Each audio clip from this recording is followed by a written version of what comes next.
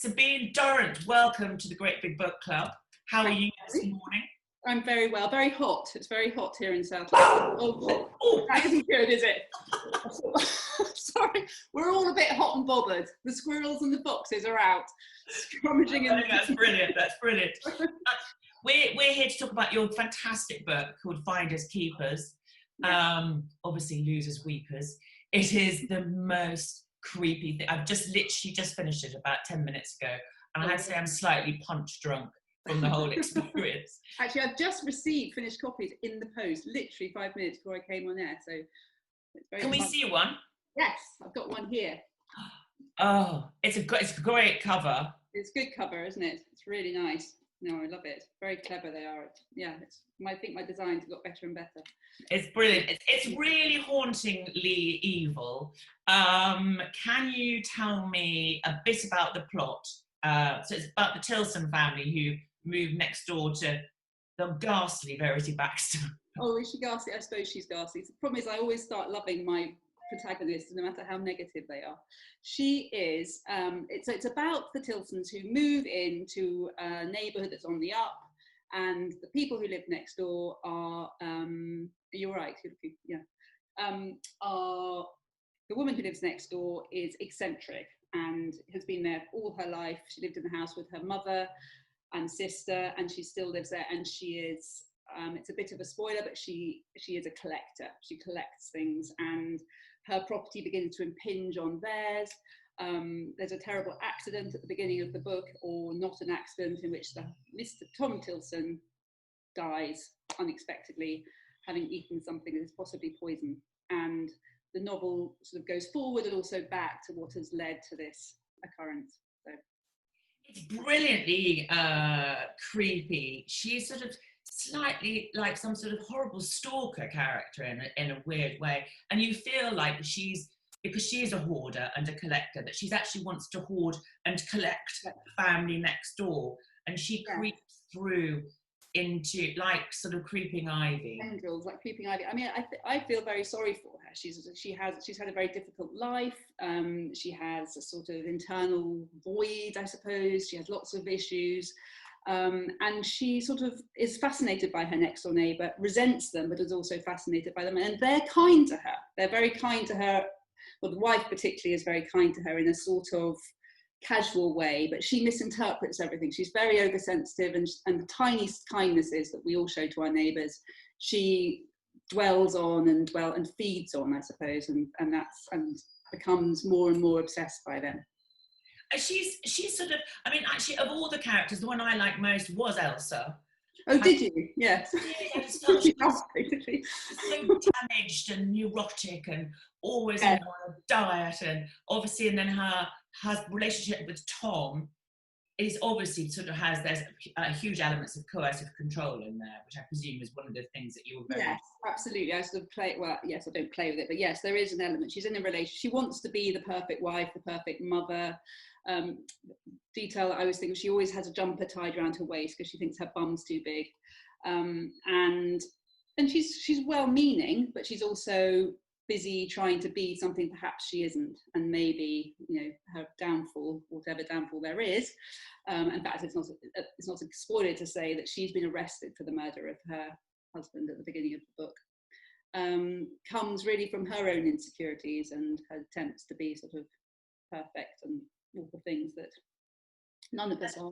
And they have 3 children, and actually the boy Max, who ends up being tutored by the ghastly Verity, he's a really lovely character. I mean, how much do you enjoy writing children?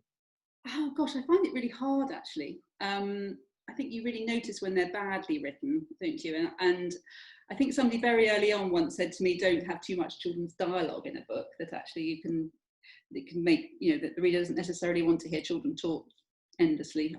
I suppose it depends on the novel.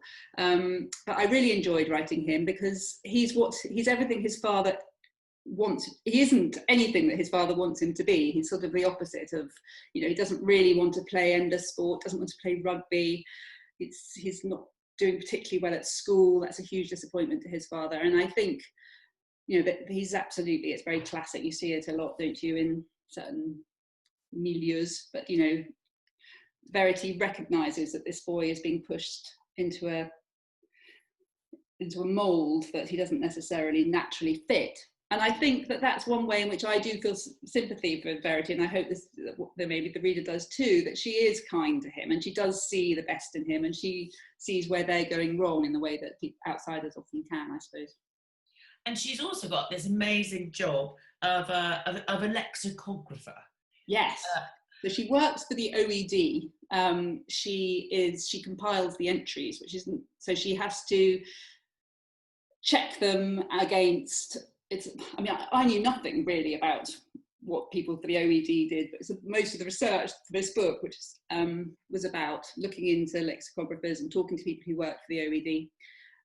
It's a very ponderous, it's very meticulous, quite academic, it's looking at sources, and it also means that she works in the window of her house and can see everything that's going on outside, so that positions her quite well. Which that mean, do you have, I mean, obviously you're a writer, but do you have sort of a love of words? Because every single chapter in the book begins with a word and a definition, and that sort of sets the chapter up for, and some of the words in here, sort of formication, matricide, yep. Matriticide. Yes. Yeah. Anaphylaxis, and one which I can't even pronounce, abrication. Can't remember what that one is. A discharge of emotional energy associated with psychic trauma. Oh yes, I think I had catharsis, and I think I used that somewhere else. So I was basically probably looked it up in the thesaurus myself. I just wanted a little way of kind of marking. It's quite nice to have ways that, I mean, it was a sort of device really to have a word at the beginning of the chapter, and it's sort of, because it's the first person narrative, it's in her head. And those are the sort of things, the words that she concerns herself with. So I suppose that's why. And in the plot, I mean, how difficult, because I'm terrible at plot, how difficult is it to, because yours is in an incredibly complicated plot, which goes backwards and forwards and backwards and forwards. I mean, did you have a sort of linear chart? How did you make sure the sort of the waves kept coming in the right direction? I think I try and have, I do have a sort of a plan of what's going to happen. I do plan it out. I never used to, but I got my comeuppance really with my second thriller, which is Remember Me This Way, which is about a woman who thinks that her husband is dead and she thinks he's still alive. And I wrote this whole book, not really making up my mind whether he was alive or dead, and thought that didn't matter, thought you could have this open-ended, and that was the whole point of the book. But every first reader went, well, is he alive or is he dead? You know, you have to decide. And that made me, you know, I realized you have to pin your colours to a mast. And so now I try, and it's the bit I hate most, actually. I'd much rather just dive in. But it is, you do get yourself caught out. One thing I do tend to do is, so I have a document on my laptop in which I just write chapter 1, in this chapter this will happen, chapter 2, in this chapter this will happen. And I probably get halfway through the book and then I sort of run out of detail, but I have a rough idea of what's going to happen. Then I write it, and then usually I've got myself in a pickle, and I then find last year's diary, because normally the book is set the year before it's written, and then plot it in the diary just to check that I haven't gone wrong. So in fact, I had some, little details this time, and suddenly realised that 6 weeks just couldn't have happened.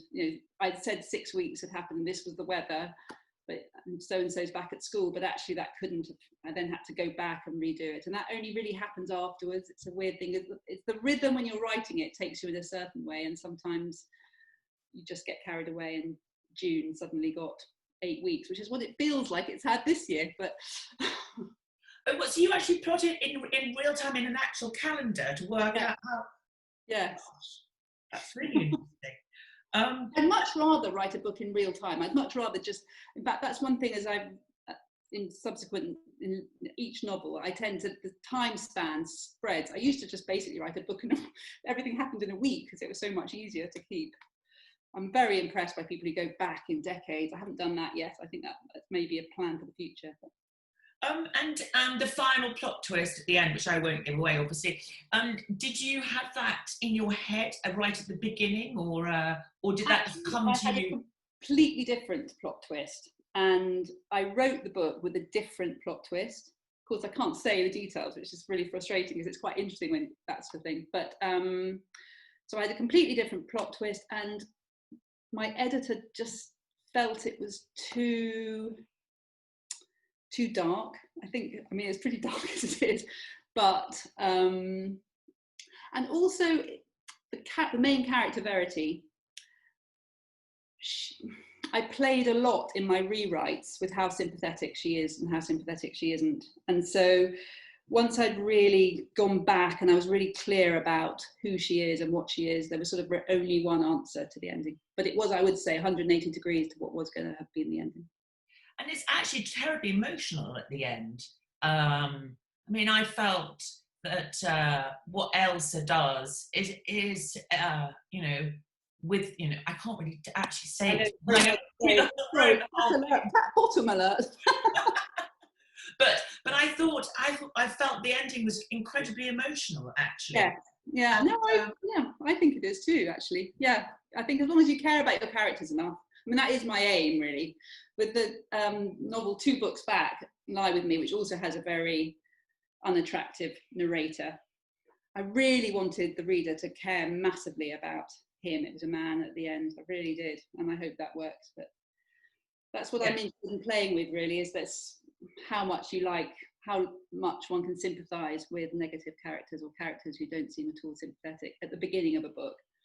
Yes, that's true. But I think everyone is sort of nuanced. I mean, that does make me feel, having read just finished, just the idea of a Verity in my street. We've all got a Verity in our street. Yeah, we've all got. In fact, I did have it. I didn't actually have it in my street, but my garden used to back onto a wilderness, and for one reason or another, next door's rabbit went missing, and I took, mainly due to my dog at the time. So I went round to try and find this dog.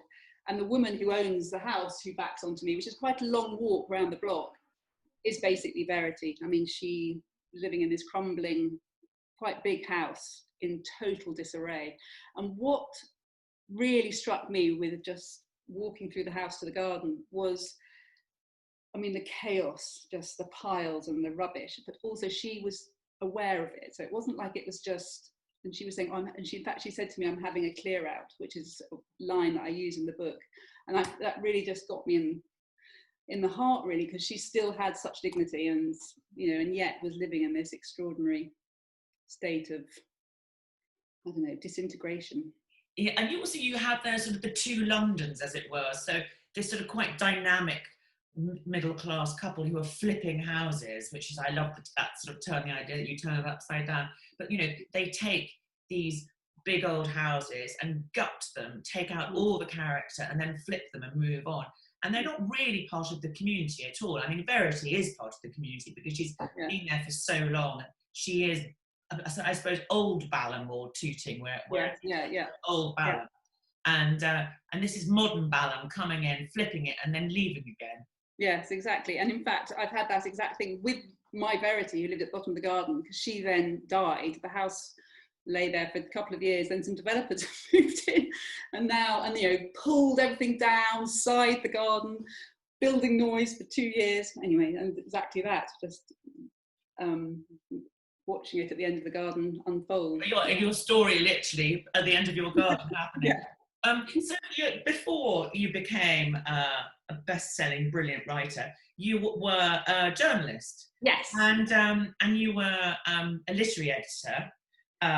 Deputy literary editor, yes, at the Sunday Times. Yeah. Do you think all your literary editing skills have been sort of a training ground for writing novels? Future? Yes, I think editing has been a brilliant training.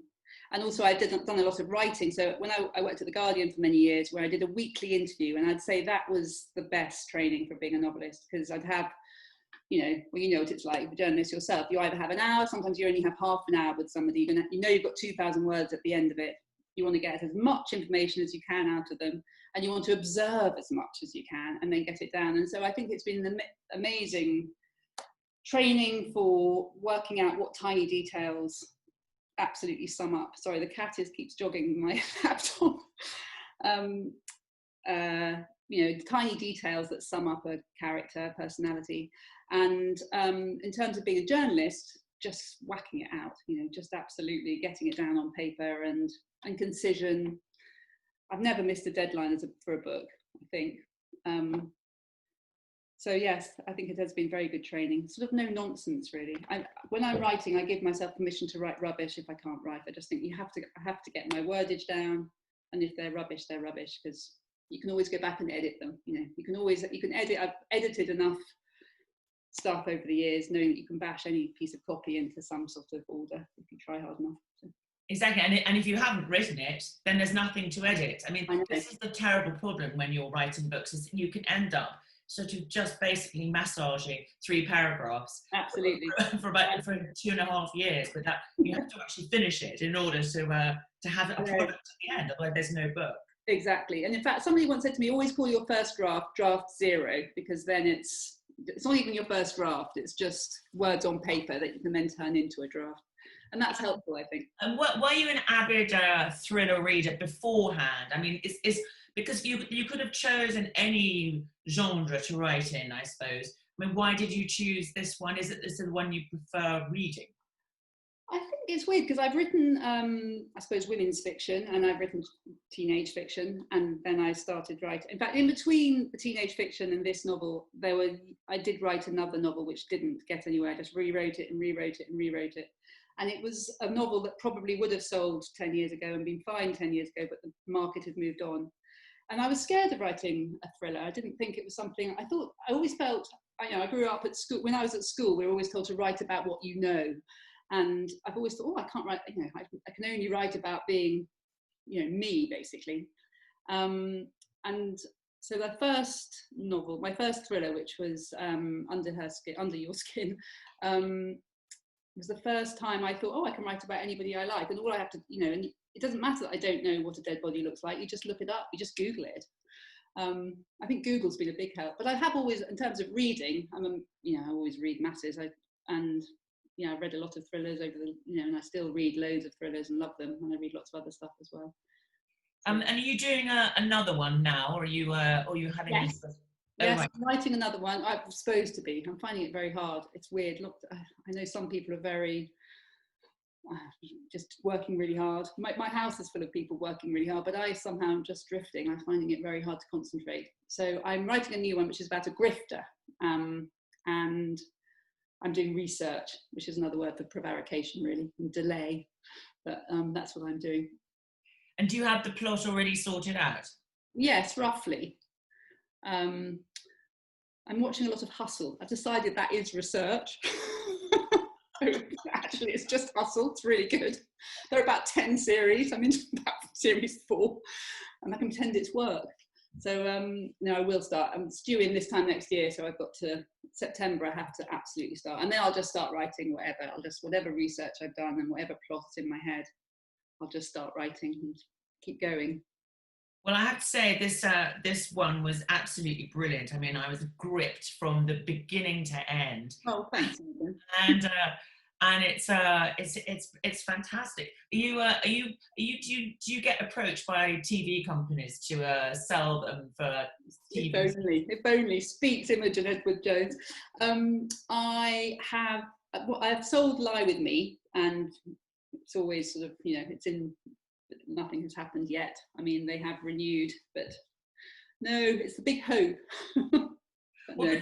Because this one, you can just see it as a sort of BBC. Yes, can you? I can, anyway. We'll project that forward for you. But thank you so much for joining us. It's been it's a pleasure. It's lovely to be here. And congratulations on Finders Keepers. I keep saying Losers Weepers in the background because that's obviously what's happening, isn't it? Congratulations, and thank you so much for joining us. Oh, it's been a joy. Thank you. Bye.